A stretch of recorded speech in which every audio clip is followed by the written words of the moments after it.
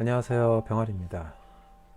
오늘 중증치매 산정특례 Q&A 드디어 가지고 나왔습니다. 오늘 이 Q&A를 통해 중증치매 산정특례 제도에 대해서 이해도를 높이고 더 오래 기억에 남을 수 있도록 한번 노력은 해봤는데요. 그럼 시작하겠습니다. 중증치매 산정특례는 어떻게 적용되며 어떻게 운영되나요? 한 가지는 V800, 그 다음에 V810 이렇게 두 가지 방법으로 적용이 되는데요. 이 V800은 질환 자체에 의료적 필요도가 크고 중증도가 높으며 희귀 난치 성격의 치매 질환으로서 여기서 체크 포인트는 이 일수 제한 없이 산정특례가 적용이 된다는 것입니다. 다음에 두 번째로 V810입니다. 질환 자체로 중증도를 알 수 없으나 환자의 상태에 따라 이 중증의 의료적 필요가 발생할 경우 산정특례가 적용이 됩니다. 이 V810 같은 경우는 이제 산정특례 등록 기준이 있는데요. 이 산정특례 등록 기준은 검사 항목 그리고 검사 기준을 충족을 해서 치매 질환 V810으로 진단을 받은 환자가 산정특례 등록 신청을 한 후 다음 중 한 가지 상황이 발생할 시에 적용이 가능합니다. 그리고 1년 동안 연 최대 60일 입원 외래를 포함해서 연 최대 60일을 사용할 수가 있습니다. 그리고 병원급 이상 의료기관, 요양병원은 제외입니다. 병원급 이상의 의료기관에서 신경과 정신과 전문의가 의료적으로 필요하다고 인정한 경우에는 예외적으로 60일 추가적으로 인정이 가능합니다. V800에 해당하는 희귀 난치 성격의 치매 질환에 대해서 한번 알아보겠습니다. V800은 앞에서도 말씀드렸듯이 질환 자체가 의료적 필요도가 크고 중증도라고 이야기를 했습니다.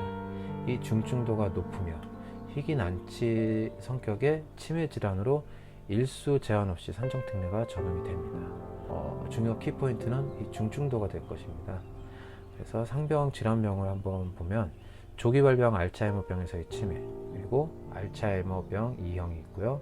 초로성 치매, 알츠하이머형, 그 다음에 알츠하이머형의 원발성, 퇴행성 치매, 초로성 발병, P급병에서의 치매, 조기 발병을 수반한 알츠하이머병, 그 다음에 P급병, 전두축두 치매, 의미변이 원발 진행 실어증, 비유창 원발진 실어증, 로고페닉 원발진 실어증, 그리고 달리 분류되지 않은 원발진 실어증, 진행성 고립성 실어증, 그리고 마지막으로 루이소체 치매가 이렇게 V810에 해당이 됩니다. V810 이 경증 치매입니다. 질환 자체로 중증도를 알 수 없으나 이것이 키포인트가 되겠죠. 그래서 이 경증 치매로 분류가 되는데요.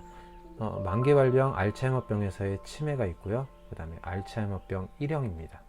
그리고 알츠하이머병의 원발성, 퇴행성 치매, 노년 발병, 알츠하이머형의 노년성 치매, 그 다음에 비정형 또는 혼합형 알츠하이머병에서의 치매, 급성 발병의 혈관성 치매, 다발 경색 치매, 그리고 주로 피질성 치매, 피질화 혈관성 치매, 혼합형 피질 및 피질화 혈관성 치매, 그리고 만기 발병을 수반한 알츠하이머병, 이렇게 경증 치매 V810에 해당하는 치매 상병입니다.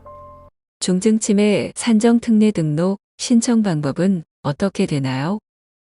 공단이 제공한 질환별 산정특례 필수 검사 항목에 따라 검사하고 검사 결과가 검사 기준을 충족한 경우 해당 질환으로 확진을 하게 됩니다. 확진한 의사가 건강보험 산정특례 등록 신청서를 발급을 하고요. 건강보험 산정특례 등록 신청서에 신청인 및 개인정보 제공 동의서, 서명 날인 후 병원 또는 의원의 EDI로 대행 신청 또는 공단에 직접 신청이 가능합니다. 확진일, 의사 발행일, 신청일이 2017년 10월 1일 이후에 해당하는 경우 등록 신청이 가능합니다. 개인정보 제공에 동의하지 않을 경우 요양기관의 자료 제공이 불가하므로 등록 대상자에서 제외됨을 고지합니다. 등록 신청 시 개인정보 제공 동의 대리인의 범위는 어디까지인가요? 질환자가 미성년 또는 중증 정신질환자 등인 경우 대리인의 동의가 필요하므로 신분증과 공단, 전산 또는 가족관계 서류를 확인 후 등록 처리를 합니다. 이 산정특례 등록 신청인의 법정 대리인은 미성년자인 경우에는 그 부모가 법정 대리인이 되겠죠. 정신질환자 F20에서 F29 상병에 해당하는 정부 질환자가 서명하기 어려운 심신미약자인 경우에 첫 번째 배우자, 그 다음에 두 번째 성년인 직계 존속 가족이 그 대리인의 동의로 인정이 됩니다. V800과 V810 두 가지 유형 모두 산정특례 등록 신청을 해야 하나요? 치매 산정특례 등록 기준은 어디서 확인할 수 있나요? 이 두 가지 유형 V800과 V810 모두 공단에 산정특례 등록 신청을 해야 합니다. 질환별 산정특례 등록 기준은 검사 기준 그리고 필수 검사 항목은 공단 홈페이지 뉴스나 소식, 새소식 및 요양기관 정보마당 요양기관 공지사항에서 확인을 할 수가 있습니다. 치매질환 산정특례 등록을 하거나 적용할 수 있는 요양기관 제한이 있나요? 등록은 치매 질환별 산정특례 기준은 검사 기준 그리고 필수 검사 항목입니다. 해당 질환을 확진할 수 있는 요양기관은 산정특례 등록 신청이 가능합니다. 단 치과 또는 한의원은 산정특례 등록 신청이 불가합니다. 적용은요, V800으로 산정특례를 등록하고 등록한 치매 질환으로 진료시 요양기관 종별 제한 없이 5년간 산정특례 적용이 가능합니다. V810으로 산정특례를 등록하고 주상병이 고시에 해당하는 질환으로 진료를 받는 경우 기본 60일입니다. 그리고 고시에 해당하는 사유가 발생한 경우 요양기관 제한 없이 모든 요양기관에서 산정특례 적용이 가능합니다. 그 다음에 연장 60일입니다. 병원급 이상 의료기관, 요양병원은 제외입니다. 이 병원급 이상 의료기관에서 신경과, 정신과 전문의가 의료적으로 필요하다고 인정하는 경우에만 산정특례가 적용이 됩니다. 특정기호 V810의 산정특례 적용 기준 및 방법은 어떻게 되나요? 기본 60일입니다. 고시에 V810에 해당하는 상병, 주상병을 기준으로 하고요. 한 가지 사유가 발생한 경우 적용 일수 관리에 필요한 정보를 공단 홈페이지에서 신청을 하고 승인번호를 부여받은 후 산정특례를 적용합니다. 신요양기관 정보마당에서 산정특례 메뉴, 중증 치매 사전 승인 신청, 이렇게 해서 대상자 산정특례 적용 일수를 조회를 합니다. 그리고 사전 승인 신청 및 승인번호 등을 조회가 가능합니다. 타 요양기관의 사전 승인 세부 내역은 조회할 수가 없습니다. 사전 승인 신청은 해당 입원 또는 내원 일수만큼 매 진료 건별 발생 시 신청을 해야 합니다. 진료 결과에 따른 신청 개념이며 진료 전 혹은 진료 기간 중 사전 확보 신청이 아닙니다. 입원 진료권의 경우는 퇴원 후 진료 결과에 해당이 됩니다. 약국 투약 일수는 연간 사용 일수 산정에는 포함이 되지 않아 사전 승인을 받을 필요는 없으나 V810으로 산정특례를 등록한 처방전 특정 기호가 V810으로 기재된 건에 한하여 산정특례를 적용을 해야 합니다.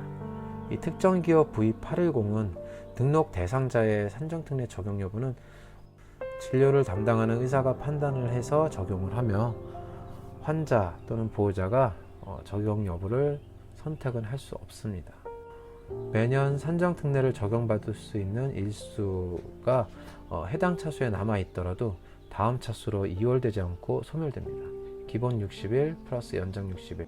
기본 일수가 이제 남아 있다고 하더라도 그 다음에 절대 이월되지 않는다는 거 잘 기억해 두시기 바랍니다. V810의 연장 60일 산정특례 적용 기준 및 방법은요? 적용 기준은 치매로 인한 문제 행동이 조절되지 않아 담당 의사가 환자의 상태를 지켜보며 투약 및 처치 등이 지속적으로 필요하다고 판단하는 경우에 한하여 연 최대 60일까지 사용이 가능합니다. 각 진료건별 해당 입내원 일수만큼 사용을 할 수가 있고요. 매 진료건 종료 후에 신청을 합니다. 단 승인을 받은 의료기관에 해당 의사 진료분에 한하여 산정특례가 적용이 되고요. 기본 60일을 모두 사용하지 않은 상태에서는 연장을 할 수 없습니다. 기본 60일 적용일수 전체 소진 후에 연장 신청이 가능합니다.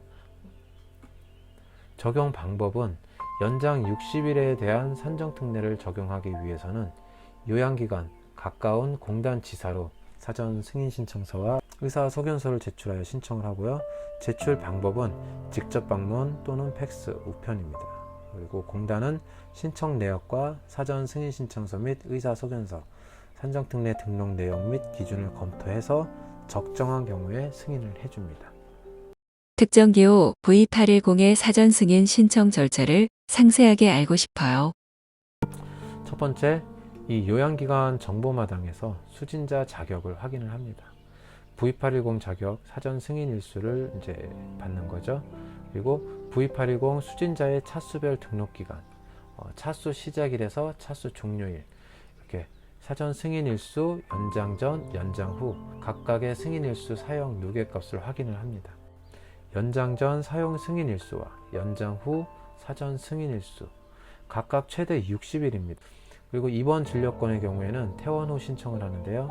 이 신요양기관 정보마당에서 산정특례 중증치매 사전 승인 신청을 합니다. 그리고 중증치매 사전 승인 신청은 화면에서 신청 후 실시간으로 승인 번호를 획득을 할 수가 있습니다. 특정기호 V810의 60일 산정특례 사용 기간에 대해 알려주세요. V810에 해당하는 치매 상병으로 확진을 받아 산정특례를 등록한 경우 이 등록기간 5년 중 매년 60일입니다. 대상자 등록 차수별 최대 플러스 60일 산정특례 적용을 하고요. 사용기간은 개인별로 산정특례 적용 시작일 기준으로 1년을 적용합니다. 중증치매 산정특례 등록 및 적용 가능일수 확인 방법은 어떻게 되나요?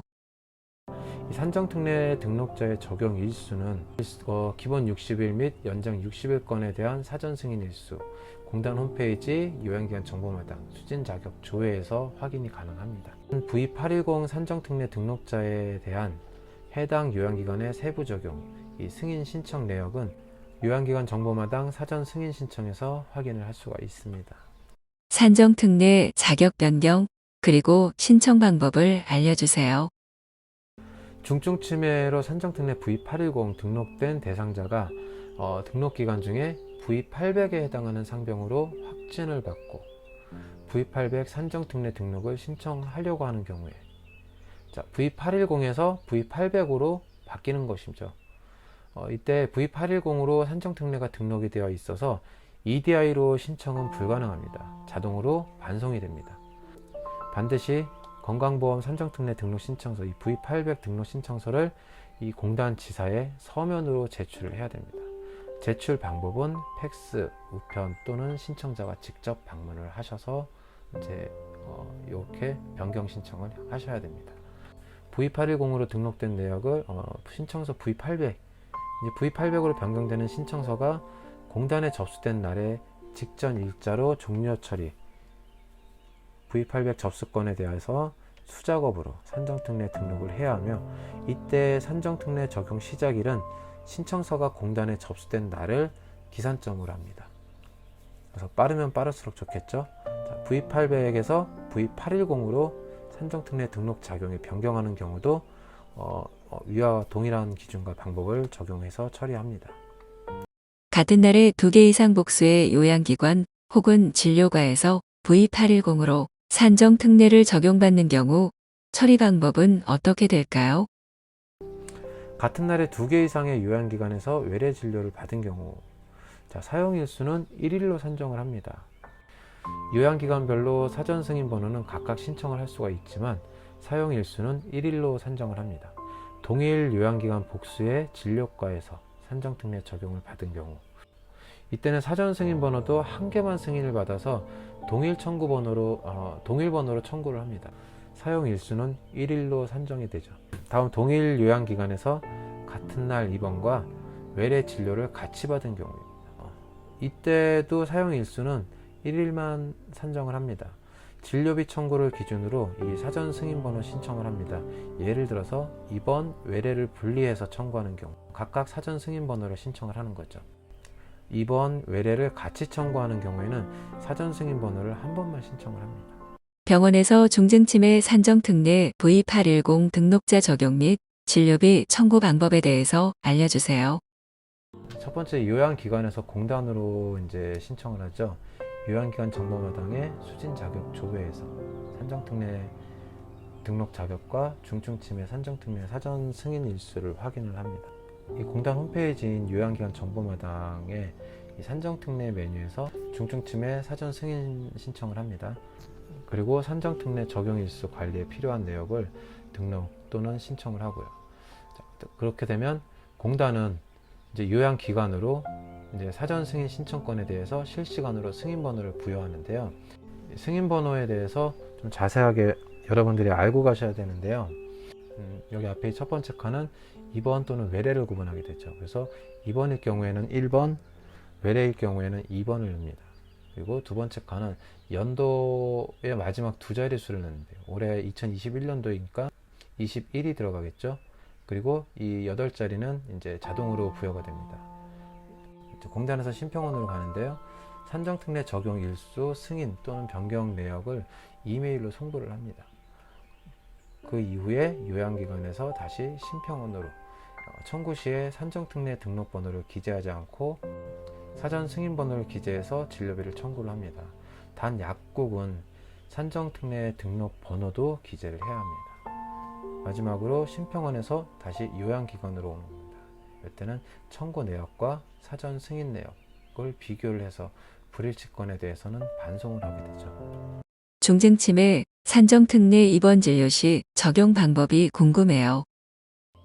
제도 시행일 2020년 10월 1일부터 이전 중증치매 질환으로 입원 중이었던 환자의 경우에 2020년 10월 1일부터는 산정특례 적용을 본인 부담률 10%를 하고 진료비는 분리 청구를 합니다. 7개의 질병군, 그 다음에 심포괄수가의 경우 특례를 적용을 합니다. V810으로 산정특례를 등록한 환자의 입원 진료, 입원 기간 중 V810으로 확진을 받아 이 산정특례를 신청한 경우 차수 시작일 이후부터 10% 산정특례를 적용을 합니다. 진료비는 전후로 분리하여 청구를 하고요. 입원 기간이 연속된 차수, 1차수, 2차수에 걸쳐 있을 경우에 이 각 차수별로 사전 승인번호를 받아 분리하여 청구를 합니다. 여기 밑에 아래 예시표를 보면은 각각 차수별로 이제 사전 승인번호를 이렇게 받았죠. 이제 이렇게 각각 차수별로 사전 승인번호를 받아 분리해서 청구를 하게 됩니다. 입원 기간이 연도 또는 월에 걸쳐 있는 경우 진료비 청구를 기준으로 사전 승인번호를 신청을 합니다. 예를 들어서 연도, 월별 분리 청구를 하는 경우에 각각 사전 승인번호 신청을 하는 것이죠. 전체 입원 진료권을 하나의 명세서로 청구하는 경우에는 사전 승인번호 한 번만 신청을 합니다.